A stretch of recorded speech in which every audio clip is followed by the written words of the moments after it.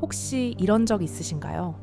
누군가 무심코 던진 말 한마디가 하루 종일 머릿속을 맴돌고 그 사람은 이미 잊어버린 것 같은데 나 혼자만 계속 곱씹으며 상처를 키우고 있던 경험, 아니면 직장에서 혹은 가장 가까운 가족에게서 들은 말 한마디가 며칠이 지나도 가슴에 남아있던 경험은 없으신가요?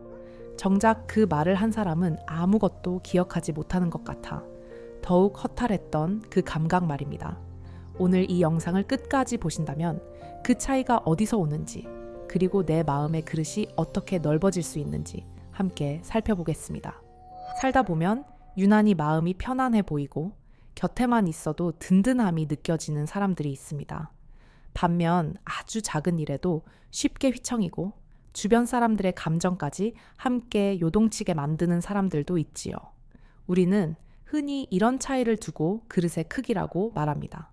그렇다면 그 그릇이라는 것은 과연 어떻게 만들어지는 걸까요? 태어날 때부터 정해진 것일까요?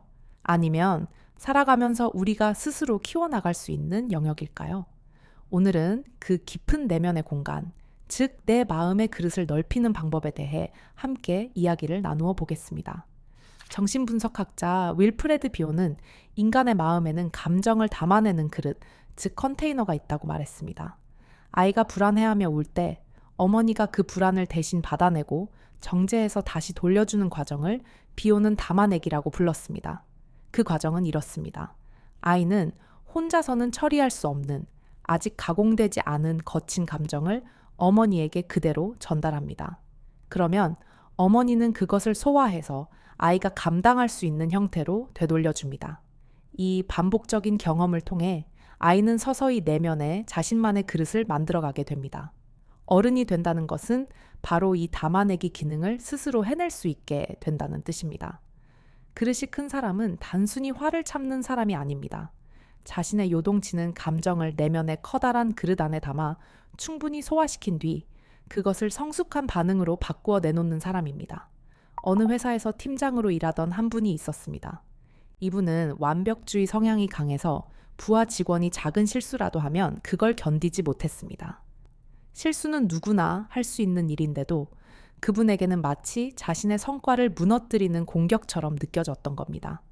그래서 매번 날선 반응을 보였고 팀 분위기는 늘 얼음판 같았습니다. 직원들은 실수를 하면 어떻게든 숨기려 했고 숨길수록 더 큰 문제가 골마갔습니다. 이분의 그릇은 너무나 팽팽하게 당겨진 나머지 아주 작은 모래알 하나만 떨어져도 금이 가버릴 만큼 위태로웠습니다. 자신의 불안을 스스로 담아내지 못하니 그 독성이 그대로 주변 사람들에게 흘러넘치고 있었던 겁니다. 반면 이런 경우도 있습니다. 오랫동안 믿었던 동료에게 배신에 가까운 일을 겪고도 담담하게 대처했던 한 분의 이야기입니다. 주변에서는 어떻게 그렇게 차분할 수 있느냐고 물었지만 그분은 그저 이렇게 말했습니다. 그 사람이 그렇게 행동한 데에는 그만한 사정이 있었겠지. 그리고 내 인생이 그 일 하나로 무너지지는 않으니까요. 이분은 배신감이라는 거대한 파도를 자신의 넓은 그릇 안에 담아두고 그것이 잔잔해질 때까지 기다릴 줄 아는 힘을 가지고 있었던 겁니다.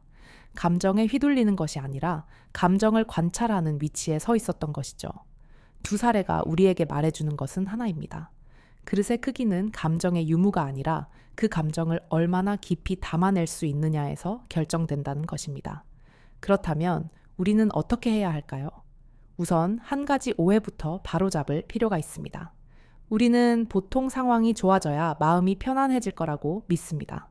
하지만 진정한 마음의 크기는 상황이 최악일 때 비로소 드러납니다. 비온의 이론처럼 내 마음이 어떤 격렬한 감정이 들어와도 출렁이지 않는 깊은 항아리가 되어줄 때 우리는 비로소 성숙한 어른으로 나아가게 됩니다. 여러분의 그릇은 지금 어떤 상태인가요? 작은 자극에도 쉽게 넘쳐버리는 찻잔 하나일까요? 아니면 어떤 탁한 물도 정화해내는 깊은 호수일까요?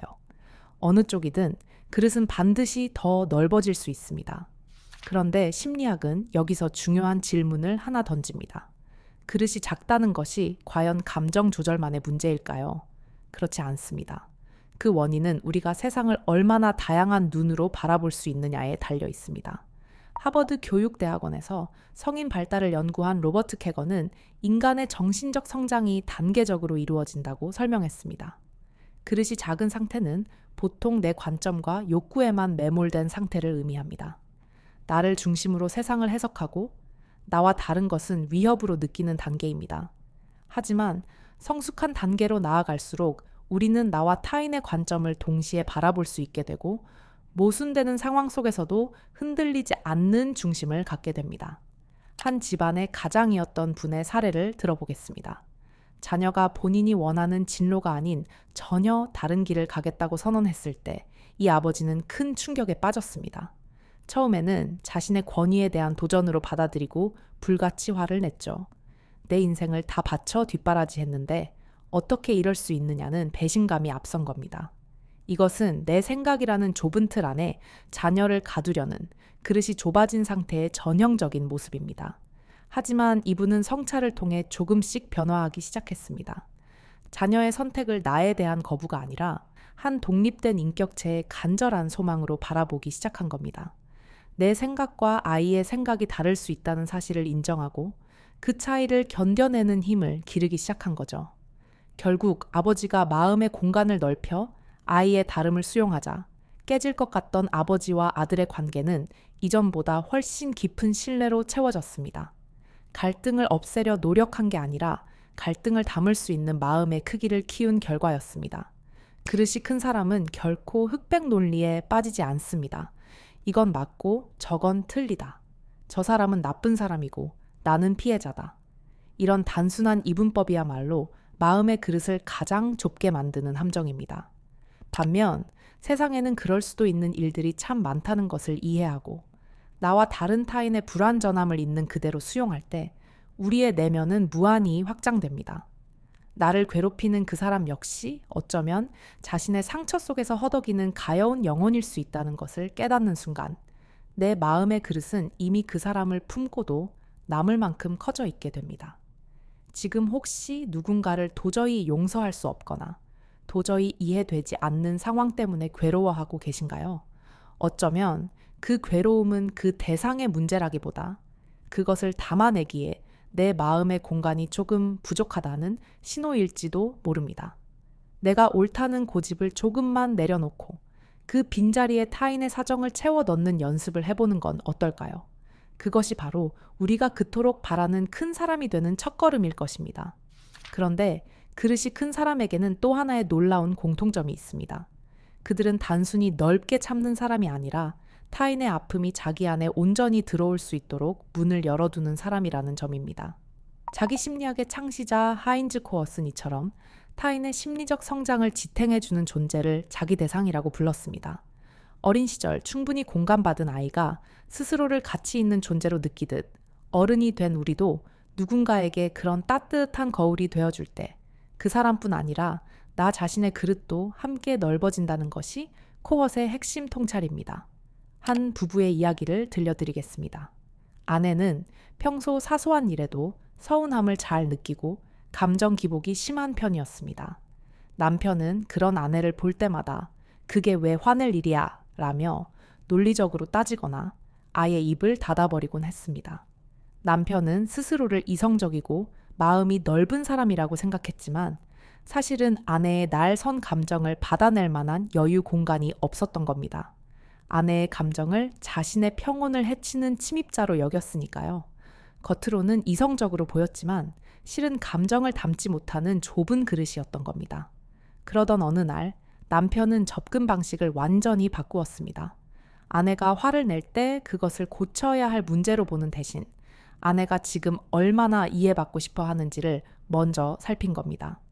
당신 오늘 정말 힘들었겠구나. 내 생각이 짧았어. 아내의 감정을 판단 없이 비추어주는 이 거울 같은 반응이 시작되자 놀랍게도 아내의 감정 폭풍은 순식간에 잦아들었습니다.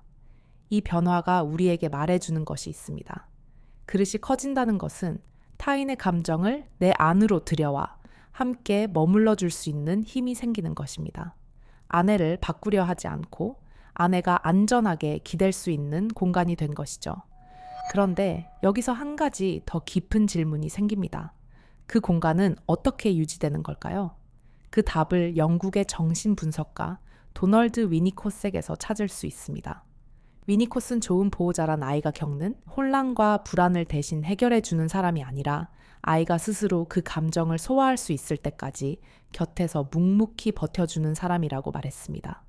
그는 이것을 홀딩, 즉 버텨주는 환경이라고 불렀습니다. 이것을 어른의 관계에 그대로 가져와 보면 어떨까요? 누군가의 실수나 결함을 보았을 때 성급하게 고쳐주려 하거나 비난하지 않는 것, 그 사람이 스스로 일어설 때까지 묵묵히 기다려줄 줄 아는 넉넉함, 그것이 바로 그릇의 크기입니다. 오랫동안 사업을 크게 하다가 한순간에 실패를 맛본 한 분이 계셨습니다. 주변 사람들은 모두 떠나갔고 본인조차 자신을 실패자라고 낙인 찍으며 괴로워했습니다. 그런데 유독 한 친구만은 달랐습니다. 그 친구는 힘내라는 빈말조차 하지 않았습니다. 그저 일주일에 한 번씩 찾아와 묵묵히 함께 밥을 먹고 옛날 이야기를 하며 곁을 지켰습니다. 아무것도 해결해 주지 않았지만 그 친구의 그릇이 이분의 무너진 자존감을 묵묵히 버텨주고 있었습니다. 시간이 흘러 다시 재기에 성공했을 때 이분은 그때를 회상하며 이런 말을 남겼습니다. 그 친구의 침묵이 나를 살렸습니다. 내 바닥을 온전히 받아준 그 넓은 마음이 내가 다시 일어설 수 있었던 유일한 땅이었습니다. 생각해보면 우리 모두 어느 시점엔가 누군가의 그릇 안에 기대어 버텨낸 경험이 있습니다. 아무 말 없이 옆에 있어준 사람, 판단하지 않고 들어준 사람, 무너진 내 모습을 보고도 달아나지 않은 사람. 진정으로 그릇이 큰 사람은 타인을 통제하려 하지 않습니다. 대신 그들이 안전하게 기댈 수 있는 공간이 되어줍니다. 누군가의 부족함을 보았을 때 그것을 내 잣대로 판단하기보다 그럴 수도 있겠구나 하며 공간을 내어주는 것. 그것이 바로 위니콧이 강조한 버텨주는 힘의 본질입니다. 여러분 곁에는 여러분의 흔들림을 묵묵히 지켜봐주는 사람이 있나요? 혹은 여러분은 누군가에게 그런 든든한 대지가 되어주고 계신가요? 지금까지 우리는 내 감정을 담는 그릇, 관계를 담는 그릇에 대해 이야기했습니다. 그런데 심리학은 여기서 한 걸음 더 나아갑니다. 그릇의 완성은 사실 혼자만의 노력으로 이루어지는 것이 아니라 우리라는 관계 속에서 비로소 완성된다는 것입니다. 그런데 이 그릇의 이야기는 나 혼자만의 이야기가 아닙니다. 개인 심리학의 창시자 알프레드 아들러는 우리에게 공동체 감각이라는 아주 중요한 개념 하나를 건네줍니다. 아들러가 말한 공동체 감각이란 단순히 사이좋게 지내자는 뜻이 아닙니다. 나라는 존재가 더 넓은 전체의 일부라는 감각, 내가 타인과 연결되어 있다는 느낌 자체가 인간의 심리적 건강을 지탱하는 뿌리라는 뜻입니다.